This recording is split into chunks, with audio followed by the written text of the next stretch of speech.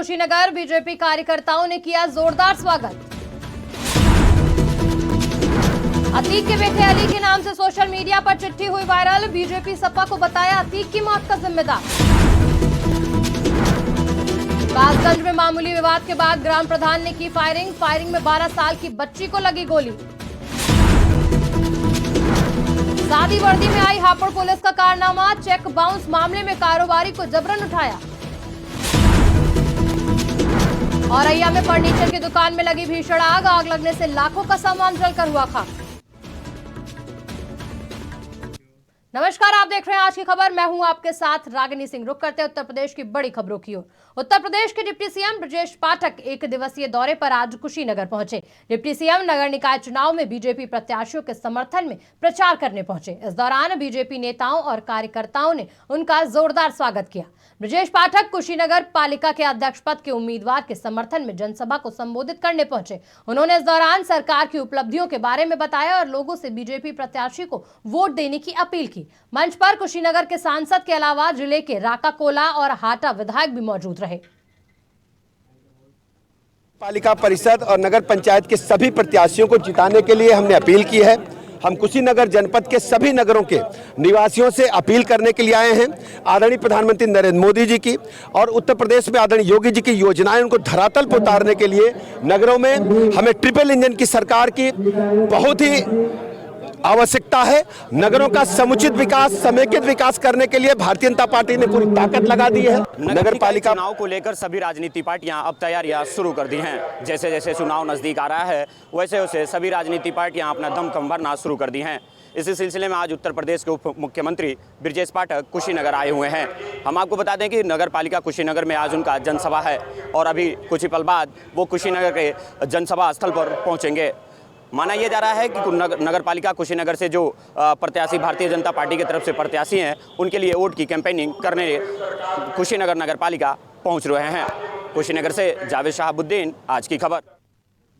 नगर निकाय चुनाव में जीत का परचम लहराने के लिए बीजेपी पूरी ताकत झोंक रही है। बीजेपी के सभी बड़े नेता और पदाधिकारी चुनाव प्रचार में जुटे हैं। इसी कड़ी में गाजियाबाद पहुंचे प्रदेश अध्यक्ष ने बीजेपी की मेयर पद की उम्मीदवार के मुख्य चुनाव कार्यालय का उद्घाटन किया। इस दौरान भूपेंद्र चौधरी ने कार्यकर्ताओं से अपने प्रत्याशियों को जिताने की अपील की।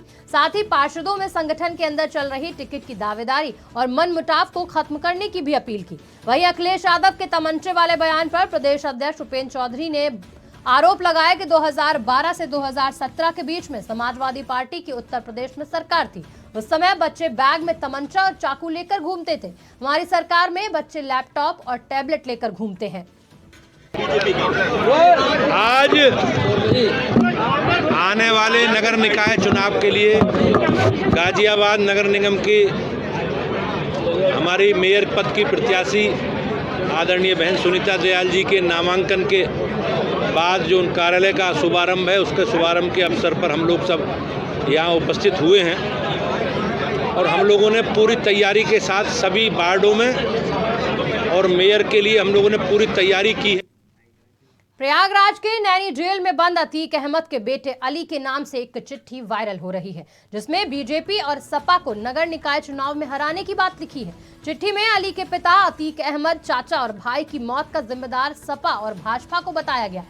चिट्ठी में बीजेपी और सपा के खिलाफ वोट करने की अपील की गई है। साथ ही चिट्ठी में अतीक और अशरफ की फोटो भी लगाई गई है। चिट्ठी वायरल होने के बाद पुलिस मामले की जाँच में जुटी है। कासगंज में मामूली विवाद के बाद ग्राम प्रधान ने अपने साथियों के साथ मिलकर फायरिंग कर दी, जिसमें एक 12 साल की बच्ची की गोली लगने से घायल हो गई, जिसे पटियाला सीएचसी में भर्ती कराया गया, जहां से डॉक्टरों ने जिला अस्पताल के लिए उसे रेफर कर दिया। पूरा मामला पटियाली कोतवाली क्षेत्र के बहरानपुर गांव का है। गांव में मौनी बाबा के आश्रम पर 4 दिवसीय मेला चल रहा था, जहां गांव के प्रधान से बीते गुरुवार को कुछ लोगों का विवाद हुआ था। उसी को लेकर ग्राम प्रधान सत्येंद्र आज राइफल लेकर छत पर चढ़ गए और फायरिंग शुरू कर दी, जिसमें बच्ची को गोली लग गई। सूचना पर पहुंची पुलिस ने बच्ची के परिजनों की शिकायत पर मामला दर्ज कर जांच शुरू कर दी है।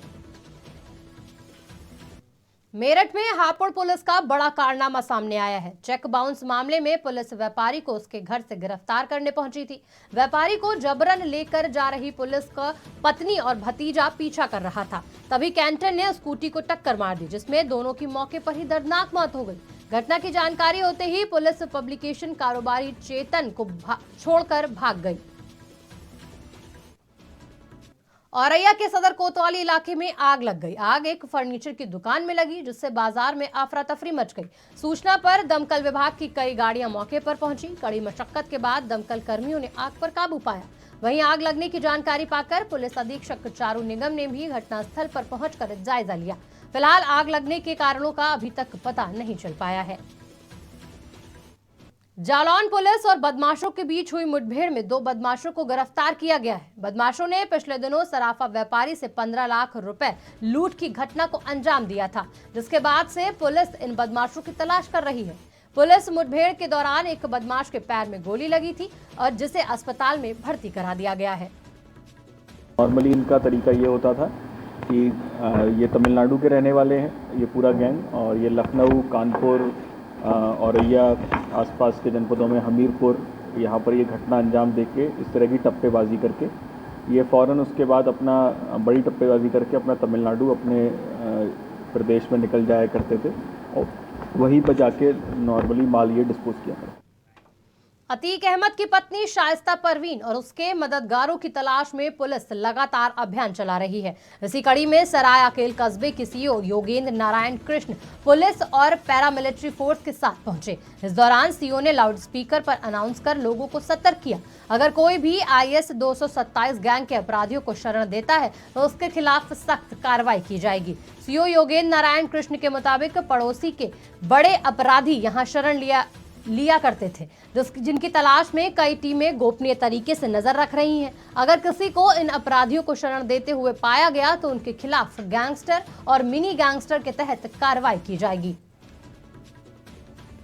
महाराजगंज में अस्पताल चौराहे के पास बड़ा हादसा हुआ। गोरखपुर से आ रही रोडवेज बस को ट्रक ने टक्कर मार दी, जिसमें बस और ट्रक चालक गंभीर रूप से घायल हो गए। वहीं कुछ यात्रियों को भी हल्की चोटें आई हैं। सभी घायलों को CHC नौतनवा में भर्ती कराया गया, जहां उनका इलाज जारी है। फिलहाल उत्तर प्रदेश की बड़ी खबरों में इतना ही। देश दुनिया की तमाम बड़ी खबरों के लिए देखते रहिए आज की खबर।